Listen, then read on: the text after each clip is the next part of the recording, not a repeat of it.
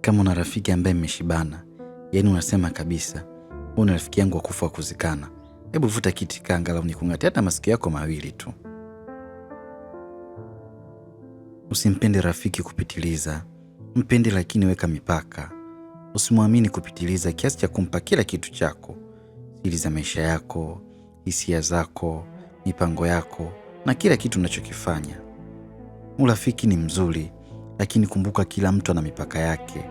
Leo ni rafiki yako, kesho mambo yanaweza kubadilika.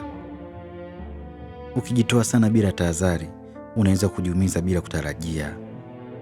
Jifunze kupima maneno yako. Sio kila siri inapaswa kumwambia rafiki yako tu, na sio kila jambo linafaa kushirikishwa. Wengine wanajua udhaifu wako leo, kesho wanageuza silaha dhidi yako.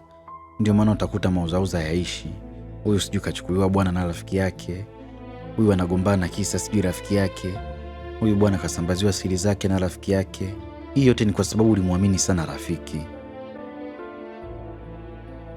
Linda moyo wako, linda heshima yako, na jifunze kusoma tabia za watu.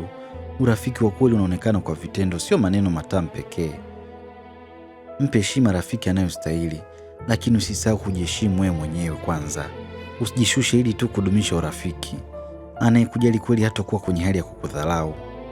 Kumbuka tu, kuwa na mipaka kumaanishi umpendi rafiki. Ina maana unajithamini, unajilinda na unajua thamani yako. Sasa mwendekeze rafiki yako.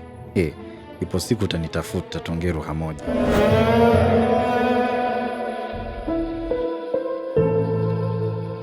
Ibra, The Don.